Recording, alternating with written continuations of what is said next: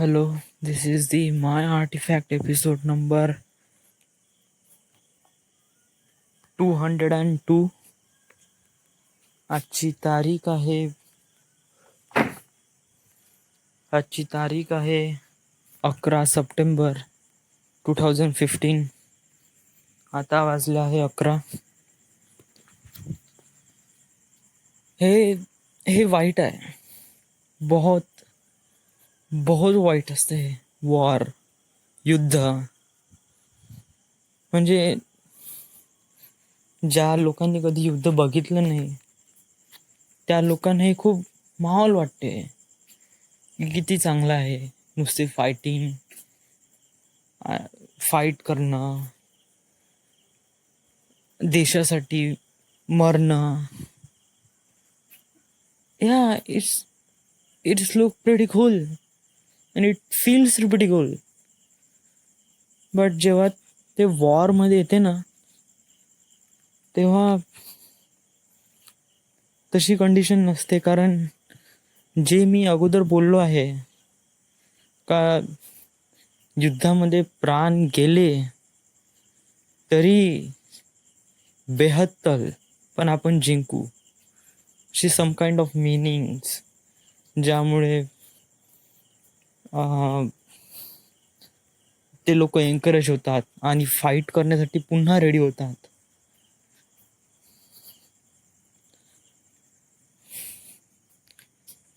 यार काय अरे याच्यामध्ये, या वॉरमध्ये बेटा लोक, नागरिक, इनोसंट पीपल ज्यांची काहीच हे नसते, ते लोक मुद्दाम मरून जातात without any reason, without any have questions to tell why you kill me, why you kill us, and they just kill everyone.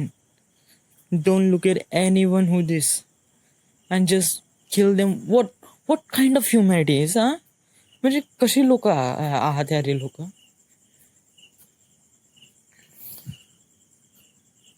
म्हणजे काही this is not good, really not good.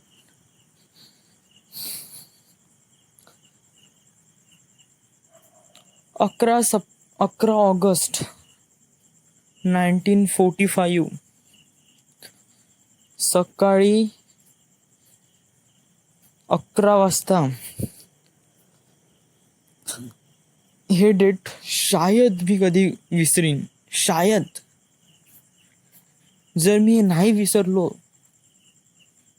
तरी it reminds me on subconscious memory that day is black day. That day is responsible for thousands of people dying, more than thousands of people.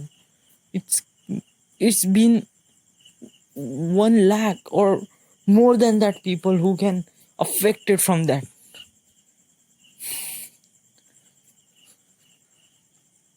काय अरे, मी ठरवलंय की war ही गोष्ट काही चांगली नसते. माझ्या फील्डमध्ये ऑफकोर्स वॉर आहेच, नॅशनल सिक्युरिटी अमको वॉर आहे, पण त्याला आम्ही थांबवत आहे, त्याला फाईट बॅक नाही करत आहे, नाही तर त्यांच्यात ना आमच्यात काही फरक राहणार नाही. Just get to the point. मी काफी बकवास केली. आता मी डॉक्युमेंटरी पाहत होतो, हिरोशिमा नागासाकीवर झालेले जे बॉम्ब ब्लास्ट आहे, ॲटॉमिक बॉम्ब, याची एक डॉक्युमेंटरी बघितली. एक चांगलं चॅनल भेटलं मला यूट्यूबवर, हिंदी डॉक्युमेंटरी. It's terrible. म्हणजे त्या डॉक्युमेंटरीमध्ये सांगितलं का कशा प्रकारे आहे, हे किती भयानक लोक आहे आणि हे काही पण करू शकते लोक. Well, it's in the past. It represent a 7 decades. 70 वर्ष झाला याला. आणि आता ह्युमॅनिटीमध्ये सुधार आला आहे. जरी आपल्यापाशी वेपन आहे पण आपण काही त्याचा इस्तेमाल नाही करत. ॲटॉमिक बॉम्ब तर बेटा बहुत झाला, बहुत. तरीही आपण 10 विचार करू आता तर. पण some people doesn't think like that way. कशा प्रकारे लोक राहतात अरे, काय अरे. जे माझी इन्स्पायरिंग स्पीच आहे बायनरी कोड नॅशनल सिक्युरिटीमध्ये, ते थोडी चेंज आहे. मी व्हिडिओ पाहून चेंज केली. व्हाय सांगतो. स्क्रिप्टमध्ये जे इन्स्पायरिंग स्पीच आहे तो जनरल देतो. जनरल उभा राहीन आणि तो सगळ्यांना हे करण, मोटिवेट करण. तुम्ही त्यांना फाईट बॅक करा, मारा, तोडा, झोडून काढा, whatever kind of weaponize use them against them and kill them.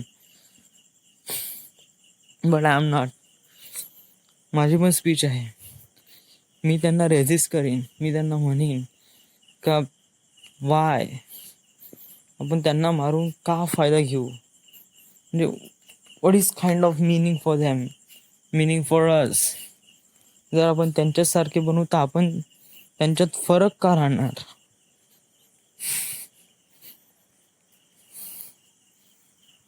It's bad, it's really bad.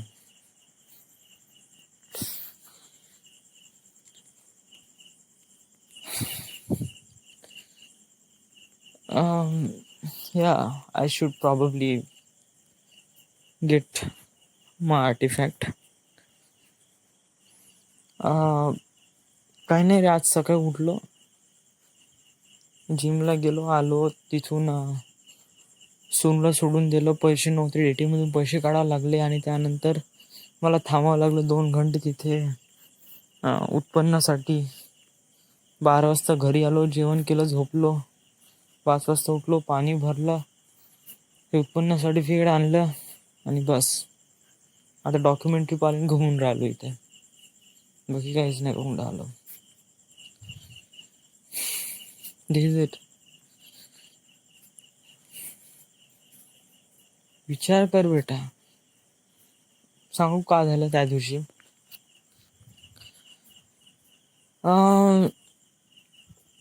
अमेरिकेने पहिलेच एक ॲटॉमिक बॉम्ब हिरोशिमावर टाकला होता, जो की इतका इफेक्टिव्ह नव्हता. हिरोशिमामध्ये पण खूप जण मेले, बट ते जस्ट वॉर्निंग होती. तो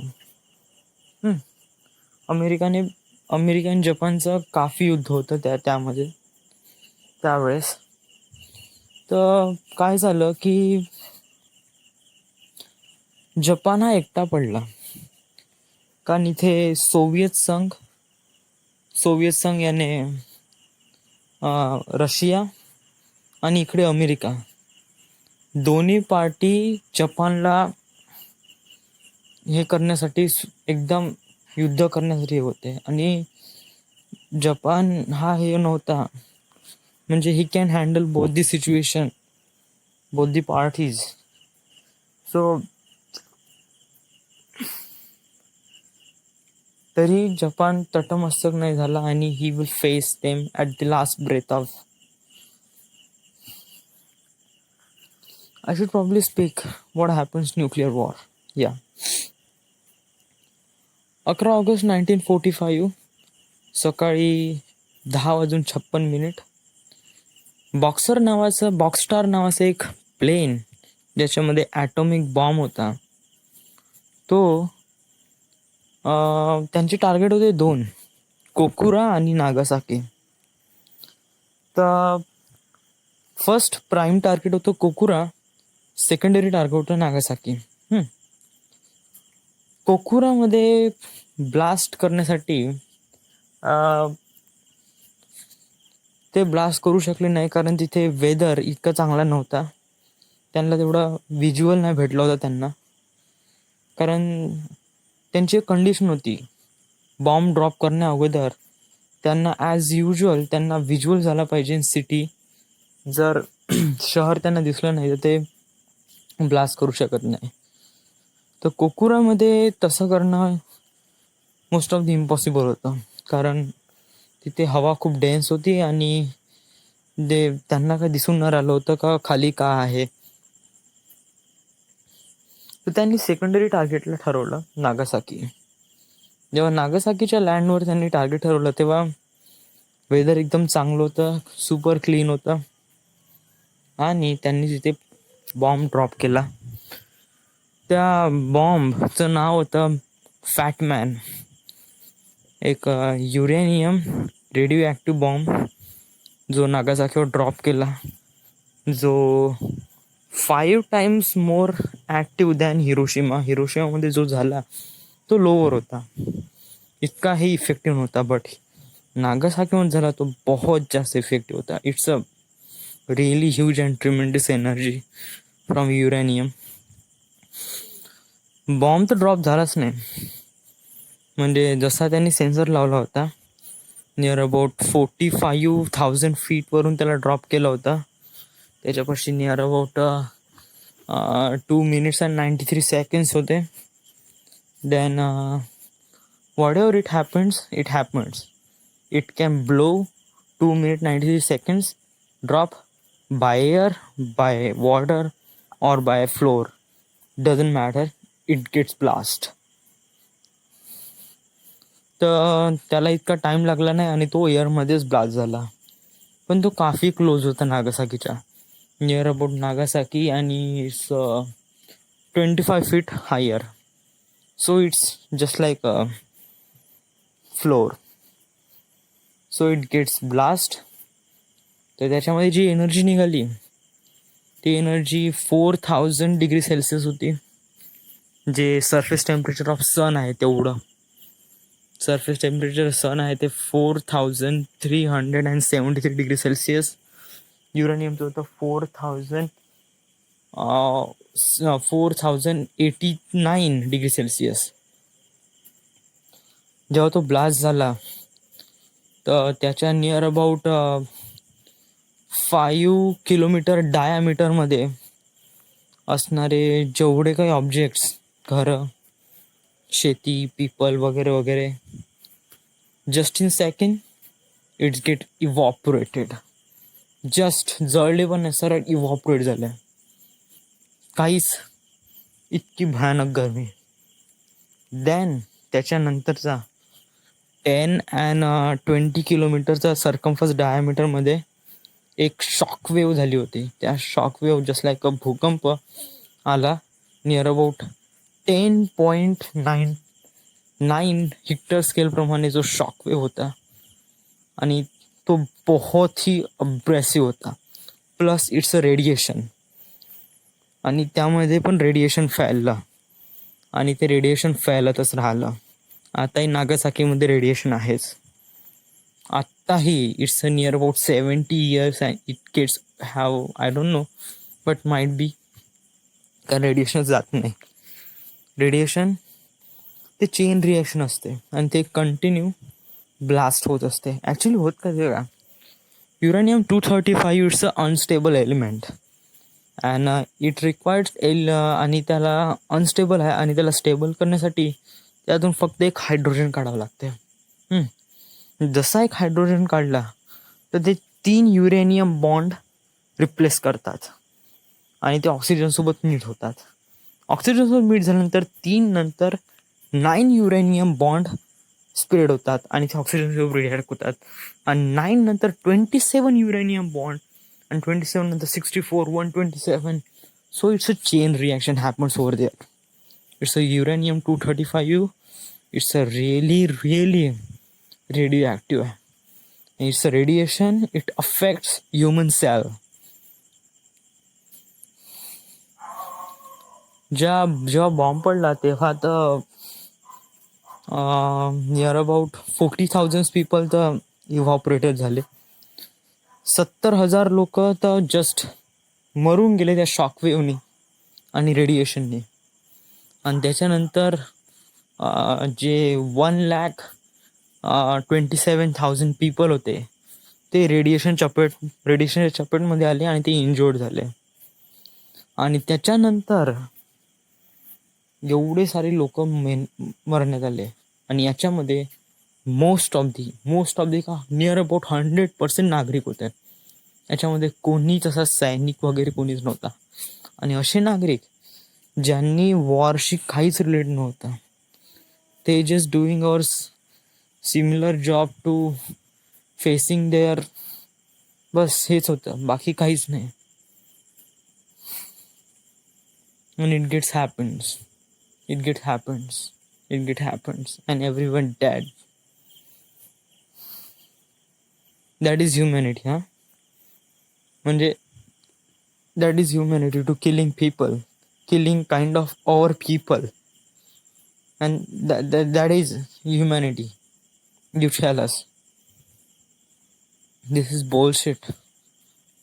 This is really bullshit. आता याच्यामध्ये मी कोणाचा भाग देऊ यार? अमेरिका घेऊ काही जपान घेऊ, बोथ कंट्रीज आर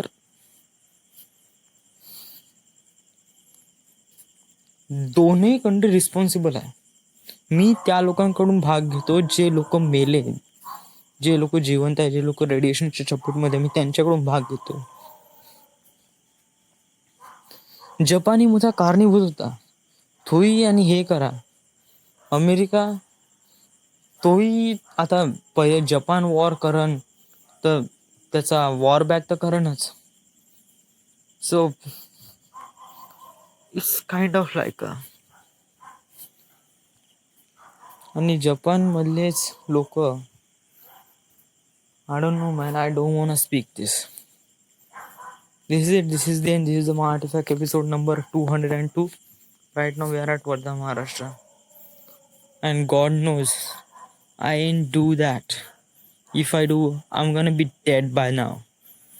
मी असा विचार करतो की माझ्यावर कधीही कंडिशन नाही आली पाहिजे. आणि जर मला असा डिसाईड आलं की I should be responsible for thousands of men dying, I should never alive that जो कर्जचा बोजा आहे त्या every time I try to save the people, not the hurt the people, and this is my the prime responsibility. Thank you.